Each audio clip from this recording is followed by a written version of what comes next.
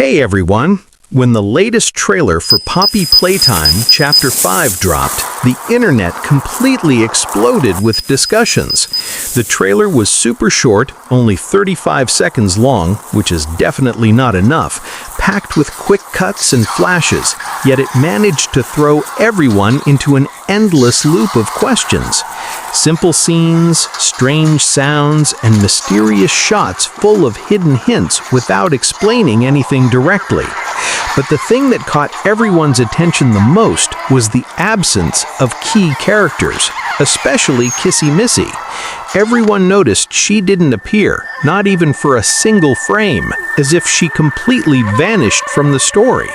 But anyone familiar with the developer's style knows they love to use absence as suspense, not as a death announcement. So, most likely, Kissy Missy isn't dead. Maybe she's hiding somewhere else inside the factory, or maybe the prototype captured her, or she's locked away in some secret location. Of course, they wouldn't reveal her in the trailer. They're clearly saving her appearance as a big surprise for Chapter 5. The opening shots of the trailer take us straight back to the ending of Chapter 4. Poppy is walking through long, dark tunnels, the same one she tried to escape from before. But it's clear now that she never made it out. On the contrary, she's gone even deeper, reaching areas beneath the factory that no one seems to know about. You can see the exhaustion on her face, the cracks, the red eyes, and that look of fear. And maybe, for the first time, we don't see Poppy as the villain, but as a broken doll desperately trying to survive in a nightmare that's far bigger than her. If we go back for a moment to the explosion shown in the trailer, it's directly connected to the bombs that Poppy and the player gathered in the previous chapter when they tried to destroy the factory. But Experiment 1006, the prototype, was smarter than them. He collected the bombs himself and detonated the area where Kissy Missy was, and that's where her arm was severed, causing the chaos whose aftermath we see in the new trailer. In short, Poppy wanted to end everything, but instead she caused even greater destruction. The creepiest moment in the entire trailer is when we hear the prototype's voice saying, "Now it's time to come home." That word home doesn't mean a place of safety, not at all. He's referring to the glass containment box where Poppy was imprisoned from the very beginning. The prototype doesn't plan to kill her. He wants to bring her back to the place he believes she belongs, as if he's saying, "You don't belong here, you belong with me." This line opens up a powerful theory. Maybe the prototype was the one who created her, or at least had a deep connection to her before becoming Experiment 1006. And maybe Poppy herself used to be human before turning into a doll. Maybe she was even his daughter. That would explain why his voice always carries that strange tone, not of an enemy, but of someone who knows her from long ago. In the trailer, we can also hear several strange voices coming from the prototype, as if he's changing his voice over and over again. At one moment, he sounds like Mommy Longlegs, then like Dewey, and sometimes even like completely different people.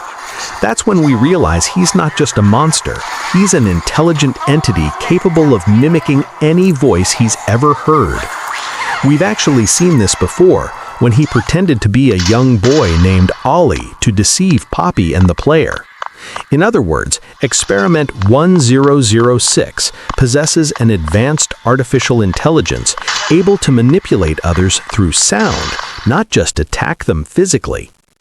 The most mysterious scene, however, is the appearance of the new creature at the end of the trailer. Purple skin, an odd shape, and a tail that moves as if it's alive on its own.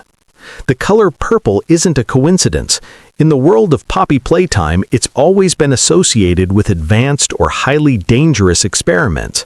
This creature clearly looks like a new experiment, possibly something created or released by the prototype himself to hunt down Poppy. But its design and the way it speaks suggests it's completely different from the others. From its outfit and features, it seems to have once been a cheerleader or dancer doll before turning into the monstrous form we see now. The stars and sporty clothing make that obvious. It's another reminder that the factory wasn't just making toys, it was turning joyful creations into tragedies. The creature says something chilling. "We're going to have so much fun." That line alone proves it's not a mindless killing machine. It has awareness and even a distorted sense of emotion. And that ties perfectly with the prototype's earlier words. "We are not just mistakes, we are human." Together, these lines reveal a terrifying truth. None of these experiments have completely lost their human consciousness.